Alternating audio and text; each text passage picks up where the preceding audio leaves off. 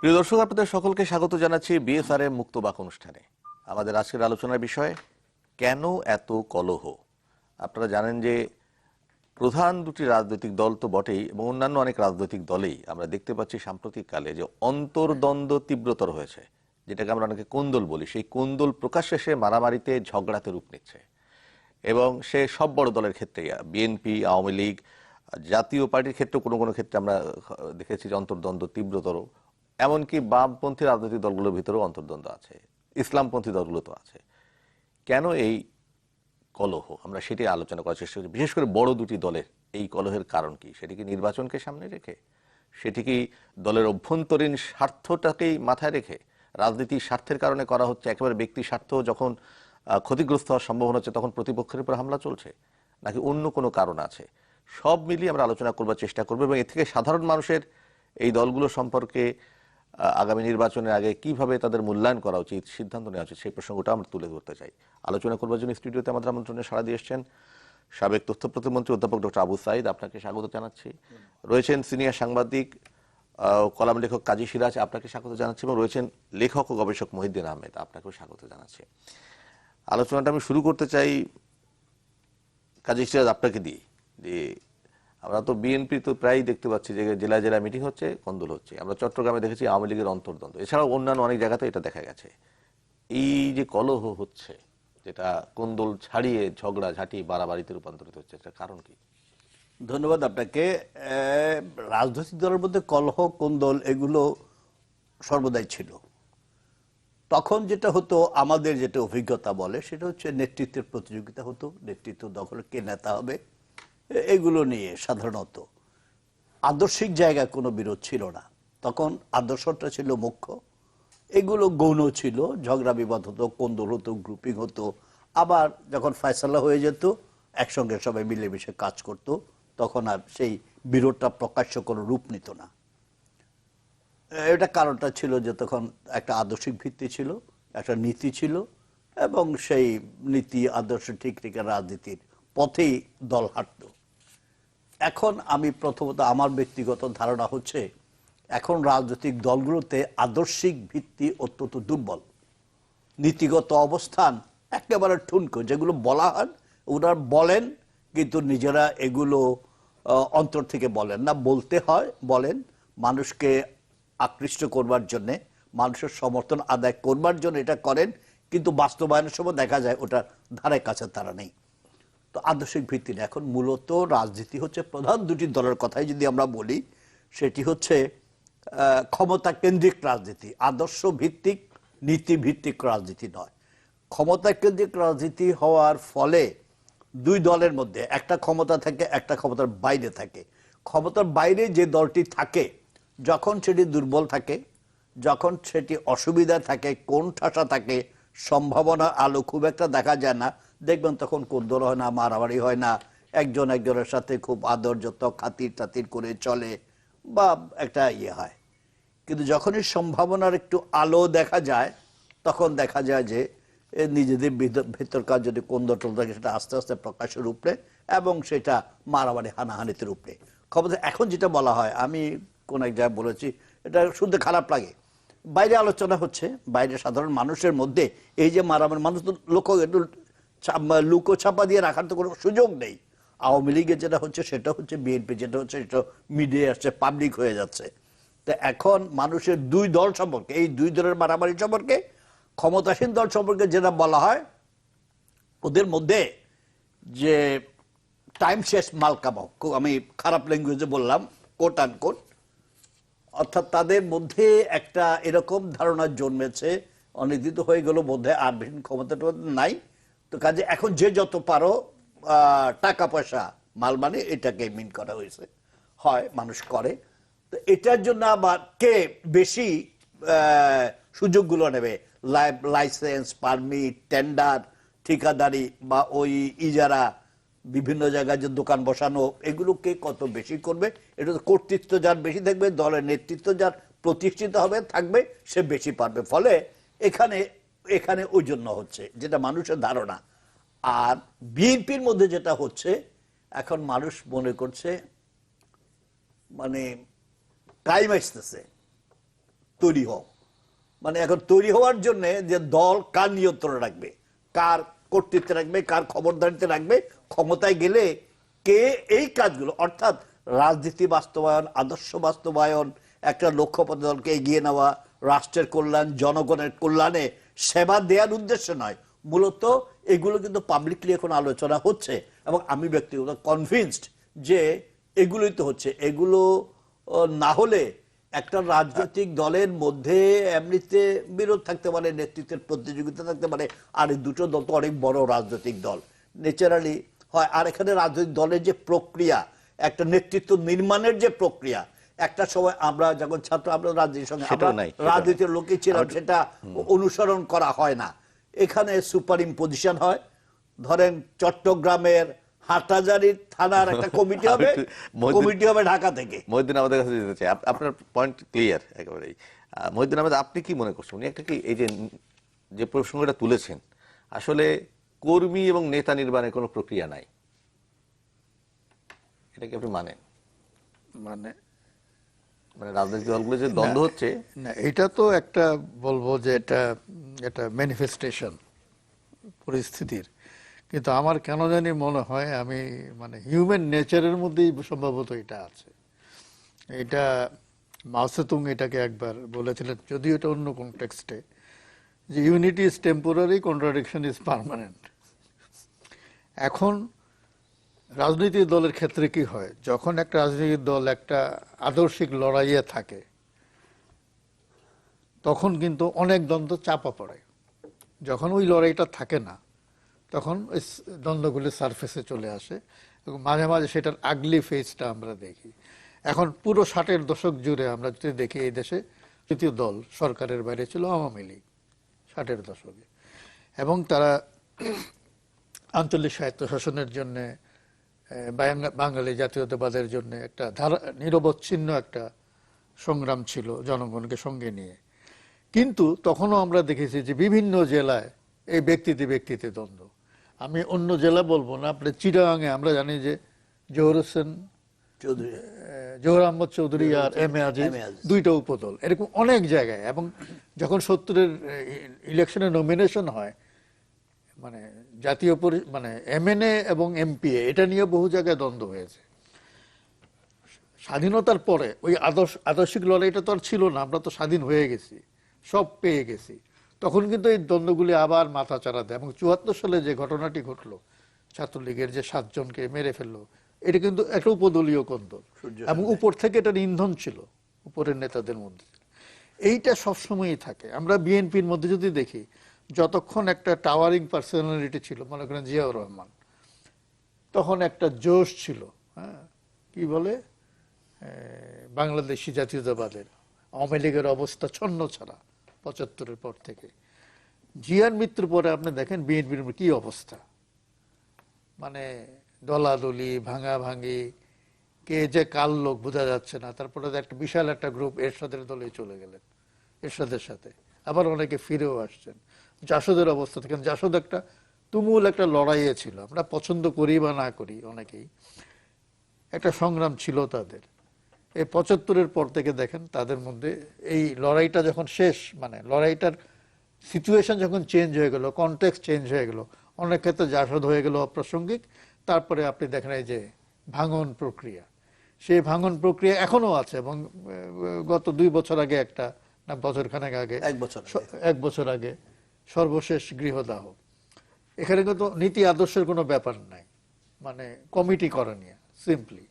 তো এইরকম থাকে দল। মনে করেন আওয়ামী লীগের মধ্যে যে জিনিসটা আছে, বিএনপির মধ্যেও একই ধরনেরই, আপনি মানে ফর্মটা ডিফারেন্ট হইতে পারে, কন্টেন্ট কিন্তু একই। অর্থাৎ উপদলীয় কোন্দল মানে হচ্ছে যে কোনো একটা বলয়ের মধ্যে প্রভাব বিস্তার করার ক্ষেত্রে প্রতিদ্বন্দ্বিতা, কারণ এখানে কিন্তু ব্যক্তিগত লাভালাভের ব্যাপার আছে। এখন মনে করেন যে খুব বেশি দিন না, 1.5 বছরের মাথায় একটা নির্বাচন হতে পারে। নির্বাচন মানে তো বুঝেনি, এই যে মৌলভী যারা, তারা তখন ঝাঁপিয়ে পড়বে, নমিনেশন কেনা বেচা হবে, সেখানে নানান রকমের ইকুয়েশন হবে। তো সেখানে বড় দলগুলির মধ্যে, ছোট দলগুলির মধ্যে এই জিনিসটা একটু কম পাবেন, কারণ তাদের তো হারাবারও কিছু না, ওই পাওয়ারও কিছু নাই। তারা বড় দলগুলির সাথে বৃত্তের চারদিকে ঘুরে যদি কিছু পায় উচ্ছিষ্ট, কিন্তু বড় দলগুলির মধ্যে সরাসরি ক্ষমতায় যাওয়ার, ক্ষমতার অংশীদার হওয়ার সম্ভাবনাটা যেহেতু বেশি, সেখানে এই তাদের মধ্যে কোন্দলটাও তত বেশি স্থূল, তত বেশি ক্রুড। এবং আপনি দেখেন যে সামান্য কারণে, মনে করেন যে কিছুদিন আগে আমি দেখলাম যে কি কাঙ্গালি ভোজের নিয়ে মারামারি করে চিটাগাঙে একজন নিহত। মানে কি যে অবস্থা! তো এই যে বিএনপি এখন প্রত্যেক জেলায় জেলায় মিটিং করতে গিয়ে মানে একেবারে খুবই করুণ অবস্থা। এটা যে দলের যে জনসমর্থন কমে যাচ্ছে তা না, আমি এটা বলবো না, কিন্তু কথা হচ্ছে যে এই যে রাজনৈতিক লড়াইয়ের মধ্যে সম্পৃক্ত দীর্ঘদিন না থাকার কারণে এই জিনিসগুলো খুব নোংরাভাবে সারফেসে চলে আসে, এবং এটাকে সামাল দেওয়ার মতন মানে আদর্শগত অবস্থানও কিন্তু উঁচু পর্যায়ের নেতৃত্ব নাই। আমি একটু অধ্যাপক ডক্টর আবু সাইদের কাছে ঘুরে আসতে চাই। আবু সাইদ, আপনি কিভাবে দেখছেন এই কলহকে, অন্তর্দ্বন্দ্বকে, কোন্দলকে? এটা আছে, থাকবে, হ্যাঁ এটা সত্যি। এটা কিন্তু কখনো কখনো ম্যানিফেস্টেশন এত বেশি হয় তখন আছে, আলোচনা করতে বাধ্য হয় লোকজন। এখনকার কোন্দলটা যদি বলি তাহলে দেখব আদর্শের জন্য নয়, ব্যক্তি স্বার্থের জন্য, গোষ্ঠী স্বার্থের জন্য, গ্রুপের জন্য এই কোন্দলটা। কে কত আধিপত্য বিস্তার করতে পারবে এবং তার থেকে কত ফায়দা লুটতে পারবে, এটাই হলো মূল লক্ষ্য। আদর্শের জন্য যে যদি ঝগড়া হয়, আদর্শের জন্য যদি লড়াই হয় এবং আদর্শের জন্য যদি কোন্দল হয়, এটা ভালো। কোন্দল সব অংশেই খারাপ নয়। কোন্দলটা যদি ইতিবাচক দিকে যায় তাহলে ভালো, আর কোন্দলটা যদি নেতিবাচক হয় অর্থাৎ আদর্শহীনতার দিকে যায় তাহলে এটা এক করে ক্রুড এবং বলবো চরম অসহিষ্ণুতা, এবং এটা স্বার্থ সংশ্লিষ্ট, স্বার্থ দ্বারা পরিবেষ্টিত। আমাদের দীর্ঘদিনের রাজনৈতিক ইতিহাসে সবসময় কিন্তু কোন্দল ছিল, সবসময়। আওয়ামী লীগ জন্মানোর পর থেকেও নানা রকম, নানা স্রোত, নানা ধারা, উপধারা এসে মিশে নানা রকম আবর্ত সৃষ্টি করেছে, এগুলো আছে। ন্যাপ যখন তৈরি হলো তখন আদর্শিকভাবে একটা ভাগ হলো, সাম্রাজ্যবাদ বিরোধী একটা মনোভাব নিয়ে ন্যাপ তৈরি হলো। সেটা এগুলো আদর্শিক একটা লড়াই ছিল, আদর্শিকভাবে দল ভেঙেছে। তারপরে আবার এসে 6 দফা নিয়ে প্রশ্ন এসে আওয়ামী লীগ আবার ভেঙেছে, পিডিএম হয়েছে। এইসব কারণে দল ভাঙাভাঙি যে সবসময় খারাপ তা কিন্তু না। অনেক সময় আদর্শের জন্য দল যদি নিরেট, শক্ত এবং সলিড, হ্যাঁ, আমরা যদি দান্তিক বস্তুবাদ মেনে নিই তাহলে তো দ্বন্দ্ব হবেই। দ্বন্দ্ব হবে, থিসিস, অ্যান্টিথিসিস, সিনথেসিস। হ্যাঁ, এটা হবেই। এবং এই দ্বন্দ্ব এরকম হয়, যেমন মনে করেন যে বলা হয় যে মুসলমানদের মধ্যে 72টা ফেকরা এবং প্রত্যেকেই বাকি 71টাকে খাঁটি মুসলমান হিসেবে কনসিডারই করেন, অনেকে কাফেরও বলে। কমিউনিস্টদের মধ্যে একই অবস্থা, তাদের ক্ষমতায় যাওয়ার আমি আশু কোনো সম্ভাবনা দেখি না তার মধ্যে। এবং আমি মনে করি যে এদের মধ্যে অধিকাংশই ভালো মানুষ, সৎ, তারপরেও দল ভাঙতেছে। তাদের ভাঙতে ভাঙতে 30টা 40টা 50টা মনে হবে, মানে মাইক্রোস্কোপ দিয়ে খুঁজে কিন্তু ওরাও কিন্তু আদর্শের কথা বলেই এটা। এখন এই যে আমি বললাম যে এটা বোধহয় আমার হিউম্যান নেচারের মধ্যে আছে, অর্থাৎ আমরা যে শতভাগ একমত হতে হবে সব বিষয়ে, মিনিমাম ভিন্ন মত টলারেট করার মতন অবস্থা নাই, ওই ক্ষেত্রে কিন্তু দল ভাঙে। নাইলে একটা শব্দের ব্যাখ্যা নিয়ে দল ভাঙবে কেন? মিনিমাম কিছু কর্মসূচির ভিত্তিতে একটা দল থাকে, কিন্তু বামদের মধ্যে যে ভাঙাভাঙিটা, এইটার আমি কোনো বৈজ্ঞানিক ব্যাখ্যা খুঁজে পাই না। না, আমি বলছিলাম যে মহিউদ্দিন যেমন বললেন যে বামরা ভালো, লোক হিসাবে ভালো, সজ্জন, সব ভালো, নীতি আছে, আদর্শ আছে, তাই যদি থাকবে তাহলে তাদের ভিতরে এত ভাগাভাগি কেন? সেটাই তো মোটা দাগে ভাগাভাগির কথা বলছি না। একসময় ছিল দুটো ব্লক ছিল, পরাশক্তির, একটা সোভিয়েতপন্থী, একটা চীনপন্থী, এগুলো ভাগ হয়েছে, সেগুলো বোঝা যায় মোটা দাগে। কিন্তু দেখা যায় আবার তার ভিতরে আবার ভাগ, তার ভিতরে আরো ভাগ। এইগুলো আসে কোন কারণে আমি বুঝতে পারি না। হয়তো একটা বাক্য বা একটা শব্দ না, যেমন মহিউদ্দিন ভাই পড়লেন, ডিবেট করতে করতে সারা রাত শেষ হয়ে যায়, তারপর সিদ্ধান্ত আসতে পারে না, ওই ভাঙনে শুরু হয়। এখানে কিন্তু আমি মনে করি যে ব্যক্তি প্রাধান্য বড় হয়ে দেখা দেয় দেখে ওই কমিউনিস্ট পার্টির ভিতরেও কিন্তু কাল্ট চর্চার কারণে কিন্তু এই ভাগাভাগিটা হয়। কাল্ট চর্চার কারণে, হ্যাঁ। কাল্ট বা গোষ্ঠী উপগোষ্ঠী। ভাগাভাগিটা হয়। এবং আমাদের দেশে এই যে বর্তমানের অবস্থায় যদি আসি, তাহলে এখানে কি জন্য ভাগাভাগি হয়? সিরাজ ভাই তো বলেই দিয়েছেন যে বেলা চলে যায়, যা পাও খাও, এক কথা উনি যে বলছেন। সেজন্য এই নিয়ে কোন্দল চলছে। এই নিয়ে কোন্দল চলার পাশাপাশি যেটা, তাহলে দেখা যায় যে আর্থিক কারণ রয়েছে মূল কথা। এখন কোন্দলটা দেখতে হবে যে আর্থিক কারণের জন্য। আর দ্বিতীয় কি কারণ, কি 2 নম্বর কি, ক্ষমতায় যাওয়া না যাওয়াটা। এই দুটো কারণ আমি দেখতে পাই। আর্থিক কারণে, আর্থিকভাবে যে সচ্ছল, ক্ষমতায় যাওয়া তার জন্য সহজ হয়। নমিনেশন পাওয়ার থেকে আরম্ভ করে নির্বাচনে বিজয়ী হওয়া, আর্থিকভাবে সচ্ছল ব্যক্তিরাই সাধারণত নমিনেশন পান এবং আর্থিক সচ্ছল ব্যক্তিরাই পার্লামেন্টে যান এবং নির্বাচনে বিজয়ী হন। সেজন্য অর্থ কার কত আছে, কিভাবে গোছানো যায়, তার জন্য কিন্তু কোন্দল কলহত হয় এবং এখন হচ্ছে বাংলাদেশে। এটা হচ্ছে এবং এটা হওয়াটা স্বাভাবিক। কারণ আমাদের দেশে যে ধরনের রাজনীতিতে আমরা অভ্যস্ত এবং যে ধরনের রাজনীতি আমরা করছি, যেখানে আদর্শ অত দৃশ্যমান না এবং আদর্শ বাস্তবায়নের জন্য আমাদের ভিতরে লড়াই নেই এবং আমাদের ভিতরে আন্তঃপার্টি সেই ধরনের ডিবেটও নাই, সেখানে কিন্তু ব্যক্তি স্বার্থ, গোষ্ঠী স্বার্থ এবং এগুলোই বড় হয়ে প্রধান হয়ে ওঠে। আমাদের একজন দর্শক আছেন, তার একটা প্রশ্ন নিয়ে নিই। প্রিয় দর্শক, কে আছেন, পরিচয় দিয়ে প্রশ্ন করুন। আমি কিশোরগঞ্জ জেলা থেকে বলছি, প্রদীপ কুমার বর্মন। বলুন। আমার প্রশ্নটা হচ্ছে আবু সাইদ স্যারের কাছে।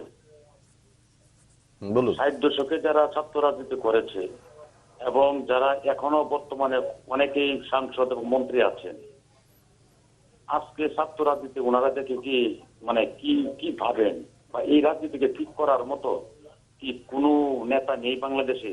কি ছাত্র দল, কি ছাত্রলীগ, কি বিএনপি, কি আওয়ামী লীগ, এটা থেকে পরিত্রাণের জন্য পথ আপনাদেরকে তৈরি করতে হবে। কারণ যেহেতু আপনারা স্টুডেন্ট পলিটিক্স করেছেন সততার সঙ্গে, মানুষ আপনাদের থেকেই তাকিয়ে থাকবে।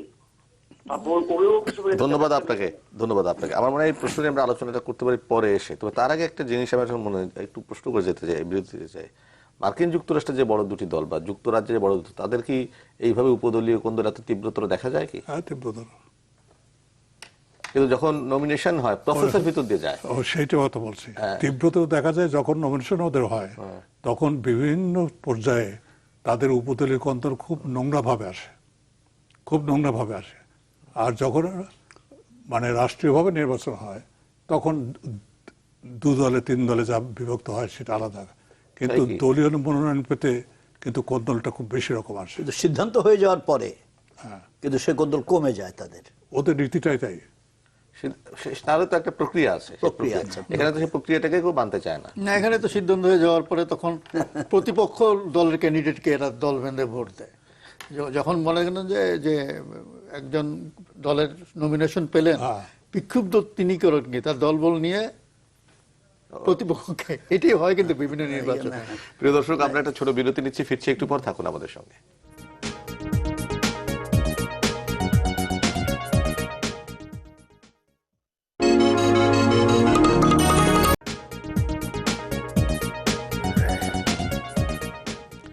প্রিয় দর্শক, আবারও স্বাগত জানাচ্ছি বিএসআর মুক্ত বাক অনুষ্ঠানে। আলোচনা করছিলাম কেন এত কলহ, এই শিরোনাম নিয়ে অধ্যাপক ডক্টর আবু সাইদ, কাজী সিরাজ এবং মহিউদ্দিন আমাদের সঙ্গে। কাজী সিরাজ, আপনার কাছে ফেরত যেতে চাই। দর্শক একটা প্রশ্ন করেছিলেন, পাশাপাশি আমি একটু প্রশ্ন রাখতে চাই। সেটা হচ্ছে, মহিউদ্দিন আহমেদ বলছিলেন যে আমরা আসলে অন্যের মত একটু সহ্য করতে পারি না। ব্যক্তি যখনই আমরা এক হচ্ছে ব্যক্তিকে বড় করতে চাই, সবসময় ব্যক্তিকে বড় করতে যে অন্যের মত বিন্দু মাত্র সহ্য করি না, ফলে দ্বন্দ্ব কলহ তীব্রতর হয়। মানে ব্যক্তি পর্যায়ে আমাদের ভ্যালুস অফ ডেমোক্রেসি আমরা একটু ধারণ করি না। আমরা সারা দেশে গণতন্ত্র আনার জন্য সবাই চিৎকার চেঁচামেচি করে যাচ্ছি, কিন্তু ব্যক্তি জীবনে কিন্তু এটা এই ধরনের, সেটাই কি একটা বড় কারণ নয় কি আমাদের প্রত্যেক কলহের পিছনে? আপনার কাছে কি মনে হয়? না, এটা একটা কারণ, এটা একমাত্র কারণ নয়। আমি মনে করি হ্যাঁ, ব্যক্তির তো বিষয় আছেই। ব্যক্তির বিষয়টা এখন সবাই এগ্রি করবেন না। আমাদের স্বাধীনতার পরই এই ব্যক্তি পূজার যে রাজনীতি, কার উপর দেবত্ব অর্পণ করা, উনি দেবতার, তো এটা করতে গিয়ে অন্যদের মধ্যেও সেরকম প্রবণতা যে আমিও হওয়ার চেষ্টা করি না, আমি অসুবিধাকে চেষ্টা করলে, তাই এগুলো আছে। তো এটাই একমাত্র কারণ না এই যে কলহের মূল কারণ আমি যেটা মনে করি, একটা সময় যে ওই কলহ কোন্দল যেগুলো রাজনৈতিক কারণে হয়, এটা হয় তো কোন দলের যেটা একটা দলের মধ্যে মতাদর্শগত লড়াই এমনিতে চলতে পারে, চলা উচিত, গণতন্ত্র এটা দেওয়া উচিত। যে দলের মধ্যে মতাদর্শগত লড়াই নাই সে দল কিন্তু মরে যায়, টিকে থাকে না, বেঁচে থাকে না। মতাদর্শগত লড়াই হচ্ছে এক জিনিস, আর এই যে স্বার্থের জন্যে মারামারি, খুনোখুনি পর্যন্ত হয়ে যাচ্ছে। আওয়ামী লীগে তো খুনোখুনি হচ্ছে, বিএনপিতে কোনো খুনোখুনি হয়নি, আমরা অপেক্ষা করছি। এমপি লিটন হত্যাকাণ্ড যেমন। হ্যাঁ, তা এখন এগুলো মূলত হচ্ছে আদর্শিক ভিত্তি না থাকা, চর্চা না থাকায়। আর ধরেন এই যে আসন তো 300 জন নির্বাচনের প্রতিদ্বন্দ্বিতা করবে, 300 কনস্টিটিউয়েন্সির দলীয় লোকজন জানে যে কারা নির্বাচন করতে পারে, কারা নমিনেশন কিনে নিয়ে আসবে টাকা দিয়ে। কারণ এখন তো হাট বসবে নির্বাচনের আগে, বিএনপি আওয়ামী লীগে ব্যাপারীরা বসে যাবে হাট করলে বেচা কেনা করার জন্য, তখন ওরাও জানে। কিন্তু এই যে কোন দল মারামারি হানাহানি হচ্ছে কিন্তু 3000 লোকের মধ্যে, 300 জন বা 3×900 বা 1200 লোকের মধ্যে হচ্ছে না, একেবারে তৃণমূল পর্যন্ত। সরকারি দলের তো আপনি খবর নিয়ে দেখবেন যে গ্রাম লেভেল পর্যন্ত এখন কোন দল হচ্ছে, গোলমাল হচ্ছে। এটা হচ্ছে স্রেফ ভাগাভাগি নিয়ে খবর নিয়ে টেন্ডার, কে টেন্ডারটা পাবে, কে টেন্ডার দখল করবে, কাকে টেন্ডার দিতে দেবে, কাউকে টেন্ডার পেপার কিনতেই দেবে না, বা অমুক জায়গায় ব্রিজের কাজটা, কালভার্টের কাজটা, অমুক জায়গায় ওই কাভিকার যে এগুলো নিয়ে আছে, এগুলো নিয়ে হচ্ছে। এটা হচ্ছে যারা এটা হয় ছড়িয়ে গেছে, এই কারণটা হচ্ছে আমার উপরে যিনি আছেন আমি দেখছি তিনি করছেন, তা আমি করব না কেন। তিনি আবার তার উপরে যিনি আছেন উনি করছেন, উনি বলছেন আমি করব না কেন। অর্থাৎ সংক্রমিত ব্যাধির মতো এই যে দুর্নীতির বিষয়গুলো, টাকা পয়সা, আর্থিক সুবিধা নেয়ার বিষয়টা ছড়িয়ে গেছে। এবং এটা একদম নিচে লেভেল, রাজনীতির মধ্যে এটা ছড়ানোর ফলে আজকে আমাদের সমাজও দূষিত হয়ে গেছে। কারণ রাজনীতি ঠিক না থাকলে ওখানে যদি নষ্ট হয়ে যায় সব জায়গা হয়। এটা এখন একটা জিনিস হচ্ছে, একজন দর্শক একটা প্রশ্ন করেছিলেন ছাত্র সংসদ নির্বাচন নিয়ে। তো এইটা আমার মনে হয় এটা ওই যে আদর্শিক প্রশ্ন, এখন আদর্শ দরকার নেই তো, ক্ষমতা কেন্দ্রিক যে লড়াইটা, ক্ষমতা থাকার লড়াই আর ক্ষমতা যাওয়ার লড়াই। এবং এটার জন্য আদর্শবাদী, সৎ, শিক্ষিত নেতৃত্ব, তরুণ নেতৃত্ব দরকার নেই। এখনো আপনি দেখবেন, এখনো সবাই জানে দুই বড় দল বা অন্য যে দলগুলো রাজনীতি যারা করছেন, ডান বাম সব জায়গায় 60-এর দশক 70 দশকের যে প্রোডাকশন, ছাত্র রাজনীতির যে সৃষ্টি, তৈরি, নির্মাণ, ওরাই কিন্তু বিভিন্ন জায়গায় বিভিন্নভাবে আছে। এরপরে 90 সালের পর থেকে 26-27 বছর ডাকসু, চাকসু, কোনো বিশ্ববিদ্যালয় 4,500-5,000 কলেজ, কোনো সংসদ নির্বাচন নেই। এবং এই কয় বছর দেশ শাসন করছেন কারা? যারা গণতন্ত্রের জন্য লড়াই করছেন, যারা বলেন যে তারা গণতন্ত্র এনেছেন, প্রতিষ্ঠা করেছেন, ইত্যাদি ইত্যাদি। তারা একজন কিন্তু এত অভিযোগ করেন, এটা নিয়ে অভিযোগ, ওটা নিয়ে অভিযোগ, এটা করছেন না, ওইটা করছেন, লুটপাট, দুর্নীতি, দুই দলের বিরুদ্ধে করেন। এখন ক্ষমতা থাকলে কম শোনা যায়, আর ক্ষমতায় চলে গেলে বেশি শোনা যায়। তো এগুলো বলেন, কিন্তু আপনার কি মনে পড়ে যে এই গত এত বছরের শাসনকালে বেগম খালেদা জিয়া 3 বার প্রধানমন্ত্রী ছিলেন, শেখ হাসিনা একবারও কি ওনাকে প্রশ্ন করেছিলেন আপনি ডাকসু, চাকসু, বুয়েট এ সমস্ত ইলেকশনগুলো দিচ্ছেন না কেন, কেন আটকে রেখেছেন, কেন শিক্ষিত তরুণ নেতৃত্ব নির্মাণের সুযোগ বন্ধ করে রাখলেন, কেন নষ্ট করে দিচ্ছেন এই জাতির ভবিষ্যৎকে, যে জাতির রাজনৈতিক নেতৃত্ব শিক্ষিতকে। একইভাবে শেখ হাসিনা যখন ক্ষমতায় এতদিন, বেগম জি এত কথা বলছেন, এত অভিযোগ করছেন, কোনোদিন আপনারা কি শুনেছেন আমাদের জাতির ভবিষ্যৎ নেতৃত্ব মেধাহীন, শিক্ষাহীন, অযোগ্য এবং খারাপ কথা আরো যা যা বলা, যেগুলো বলা যায় বলতে পারছি না, মার খেয়ে ফেলতে পারি, তো এদের হাতে চলে যাচ্ছে।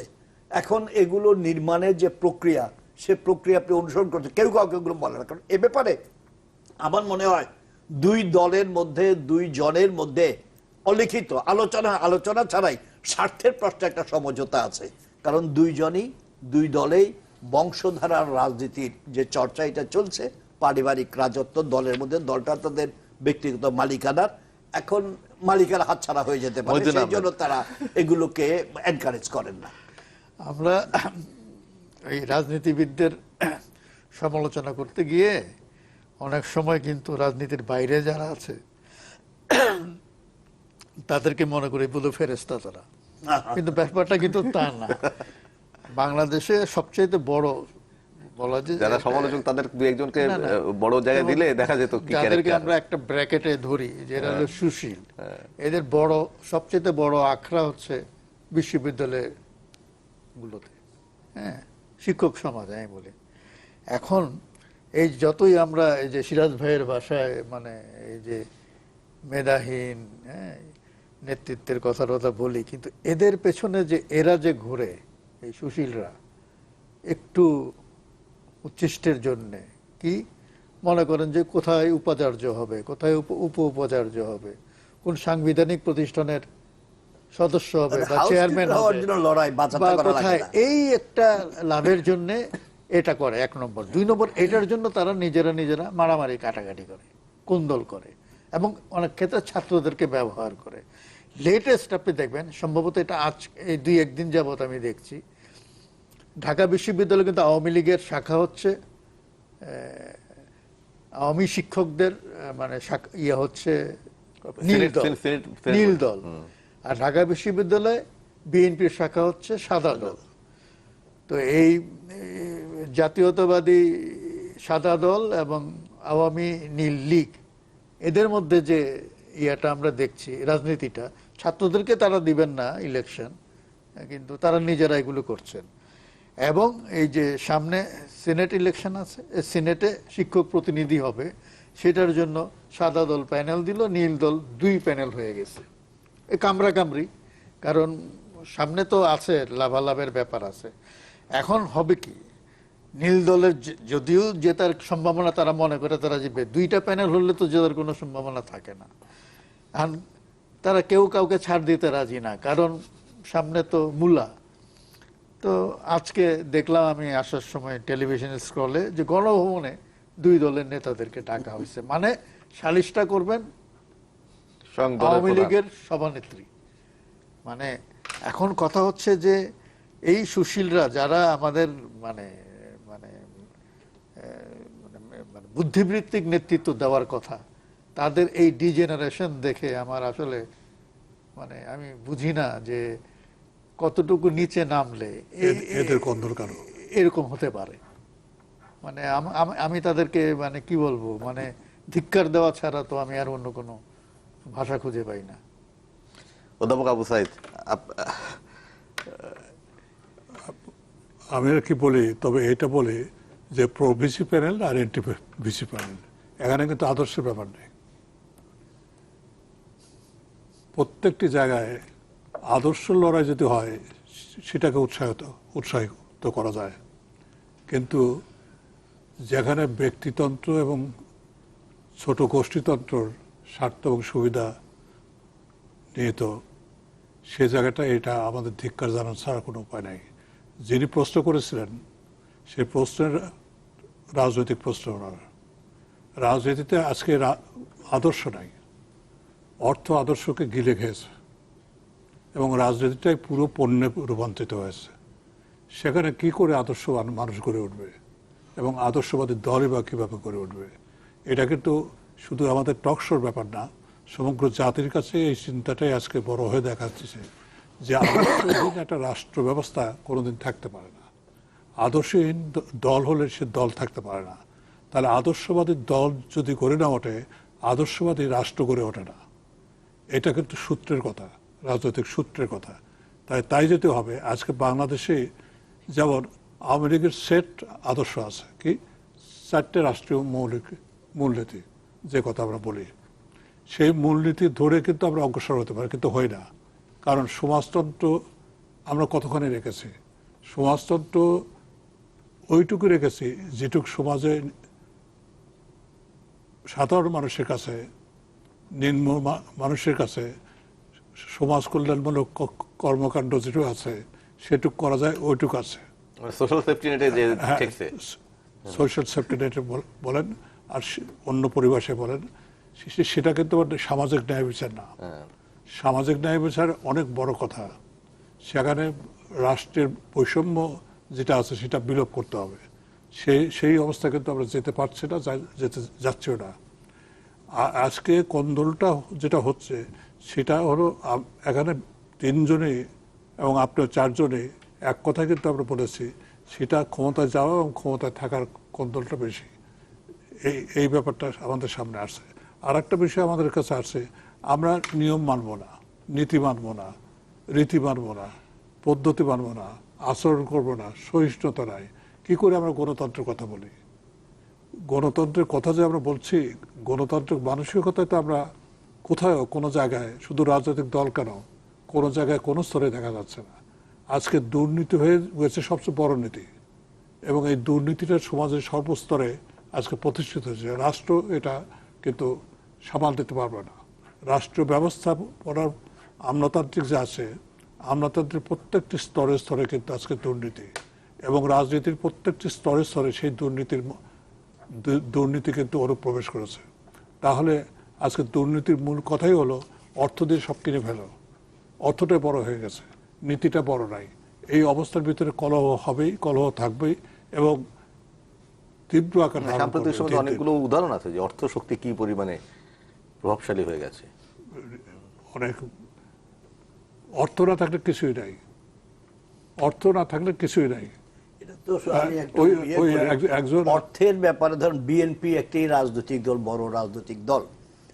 জাতীয় সংসদের স্থায়ী কমিটি কিছু সদস্য ইনক্লুড করা হলো, তো স্বাভাবিকভাবেই দলের মধ্যেও সাধারণের মধ্যে একটা ধারণা ছিল এখানে কারা কারা যেতে পারেন।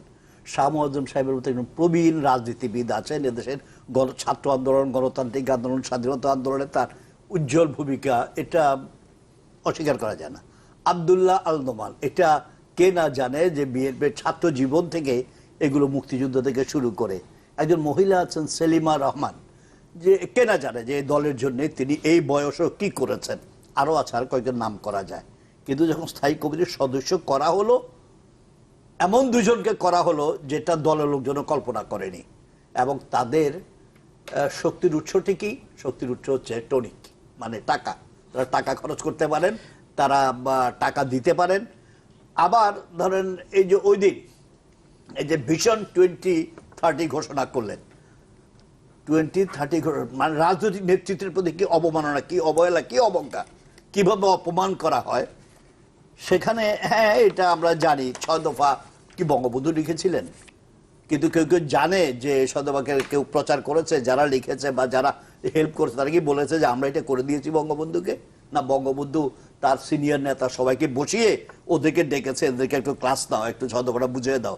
উনি কি তার নেতাকে অপমান করেছিলেন? করেন নাই। কিন্তু বিএনপিতে এবার আমরা যেটা দেখলাম, তিন উল্লাহ, যে মাহবুবুল্লাহ, মাহফুজুল্লাহ, জবিউল্লাহ, এখন লোকজন আবার ব্র্যাকেটে বলে 3 নোয়াখাল্লা, তো এটাও বলে।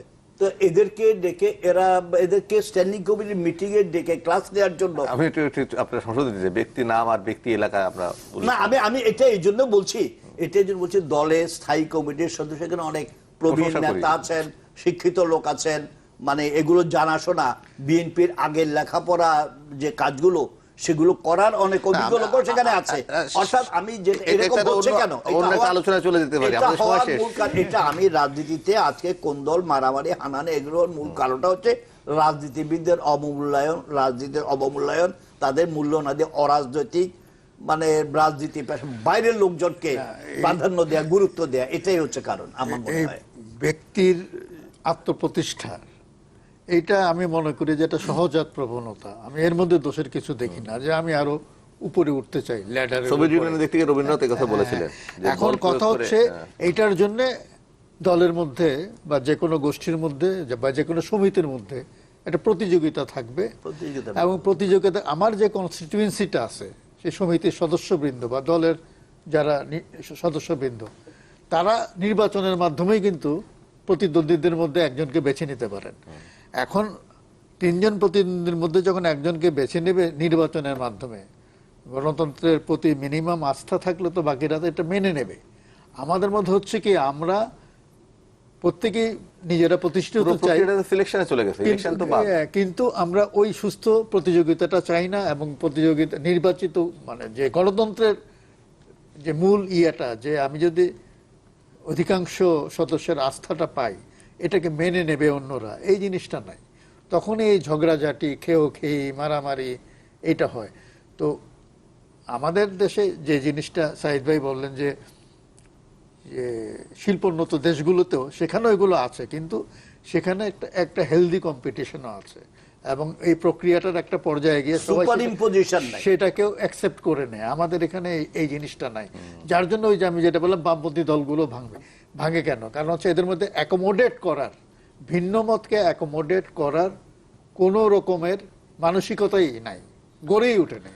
একেবারে শেষে আবু সাইদ, অধ্যাপক আবু সাইদ, আপনার যদি কিছু বলার থাকে একেবারে 30 সেকেন্ডে বলে।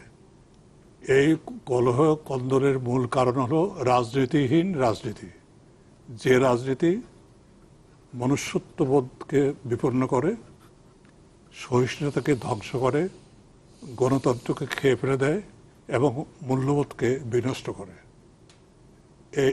এই রাজনীতি আজকে বাংলাদেশে থাকার ফলে আজকে কলহ কন্দল চরম পর্যায়ে আসছে। অসংখ্য ধন্যবাদ অধ্যাপক ডক্টর আবু সাইদ, যারা মহিউদ্দিন আহমেদ, কাজী সিরাজ, আমাদেরকে সময় দেওয়ার জন্য। আমার মনে হয় যে আমরা এই আলোচনা বহু বছর ধরে করছি, একই কথা ঘুরে ফিরেই আমাদেরকে বলতে হয় যে এখানে গণতন্ত্রহীনতা, এখানে আদর্শহীনতা, এখানে নিয়ম নীতির বালাই না থাকা, এখানে রাজনীতিহীন রাজনীতির ব্যাপক তৎপরতা, সব বেরিয়ে। কিন্তু এর ভিতর দিয়ে আমাদের রাজনীতি এগিয়ে চলেছে, এর ভিতর দিয়ে আমরা ইলেকশন করছি, এর ভিতর দিয়ে আমরা নেতৃত্ব নির্বাচন করছি, এবং এই প্রক্রিয়াকে কিন্তু মানুষ মেনে নিয়ে এগিয়ে চলেছে। তবে এই প্রক্রিয়াকে পরিবর্তন করা জরুরি, এবং সেই কাজটা রাজনীতির শীর্ষ দিকে যারা আছেন তাদেরকেই করতে হবে। সেটা শুধুমাত্র ভিশন দিয়ে বা ম্যানিফেস্টেশন দিয়ে হয় না, সেটা কার্যকর করতে হয় প্র্যাকটিক্যাল ফিল্ডে, অ্যাপ্লিকেশনের ভিতর দিয়ে। এবং আমার মনে হয় প্রত্যেকটা ক্ষেত্রে যদি রাজনৈতিক দলগুলোতে অন্তর্গত নির্বাচনগুলো ঠিক থাকে, তাহলে পরিস্থিতির অনেক উন্নতি হতে পারে। প্রিয় দর্শক, সবাই ভালো থাকবেন।